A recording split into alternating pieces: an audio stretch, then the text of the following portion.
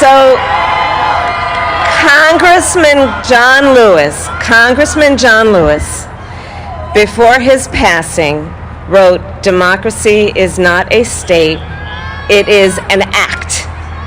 And what he meant was that America's democracy is not guaranteed. It is only as strong as our willingness to fight for it.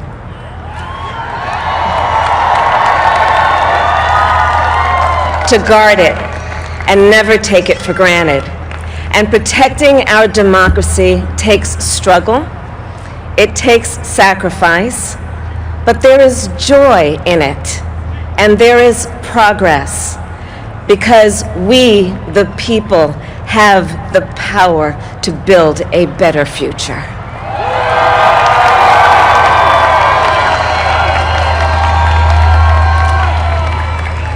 And when our very democracy was on the ballot in this election, with the very soul of America at stake, and the world watching, you ushered in a new day for America.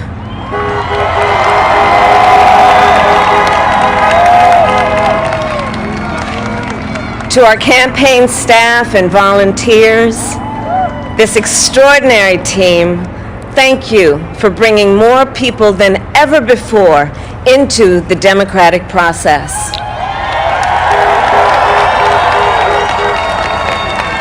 And for making this victory possible.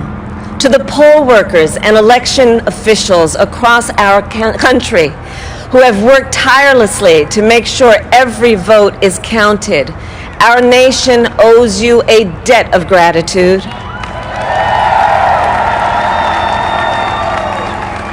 You have protected the integrity of our democracy.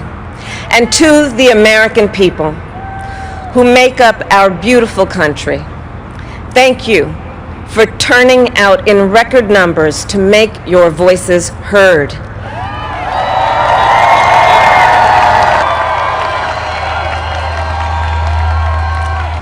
For 4 years, you marched and organized for equality and justice, for our lives and for our planet.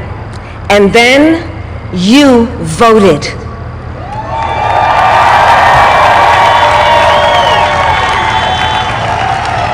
And you delivered a clear message. You chose hope and unity, decency, science, and yes, truth.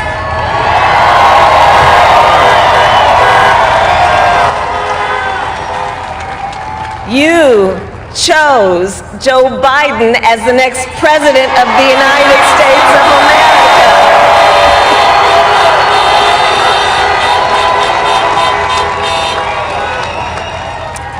And Joe is a healer, a uniter, a tested and steady hand, a person whose own experience of loss gives him a sense of purpose that will help us as a nation reclaim our own sense of purpose.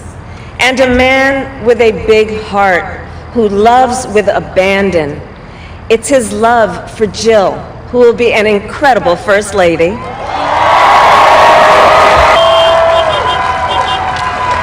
When she came here from India at the age of 19, she maybe didn't quite imagine this moment, but she believed so deeply in an America where a moment like this is possible. And so I am thinking about her and about the generations of women, Black women,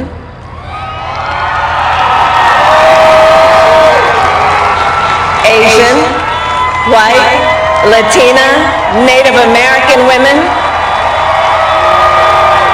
who throughout our nation's history have paved the way for this moment tonight.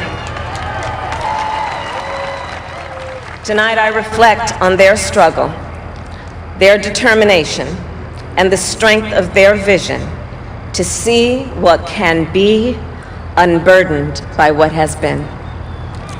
And I stand on their shoulders.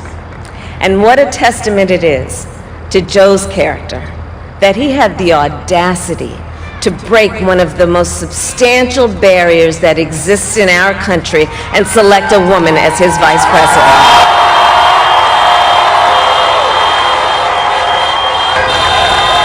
But while I may be the first woman in this office, I will not be the last.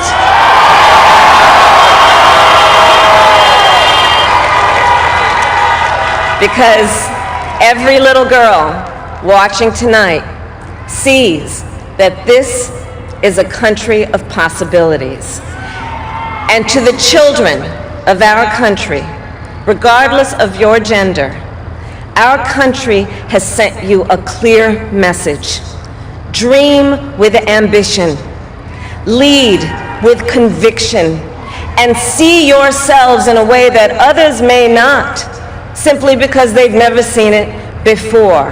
But know that we will applaud you every step of the way.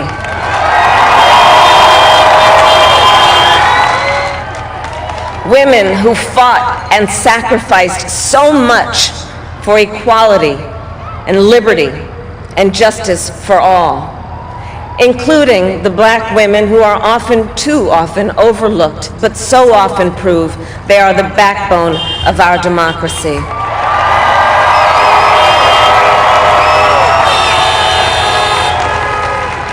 All the women who have worked to secure and protect the right to vote for over a century, 100 years ago with the 19th Amendment, 55 years ago with the Voting Rights Act, and now in 2020 with a new generation of women in our country who cast their ballots and continued the fight for their fundamental right to vote and be heard.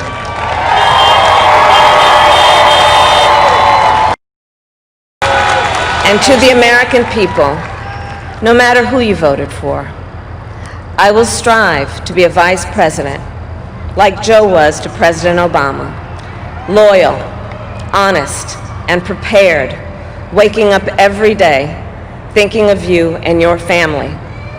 Because now is when the real work begins, the hard work, the necessary work, the good work, the essential work to save lives and beat this epidemic, to rebuild our economy so it works for working people, to root out systemic racism in our justice system and society, to combat the climate crisis, to unite our country and heal the soul of our nation. And the road ahead will not be easy, but America is ready. And so are Joe and I.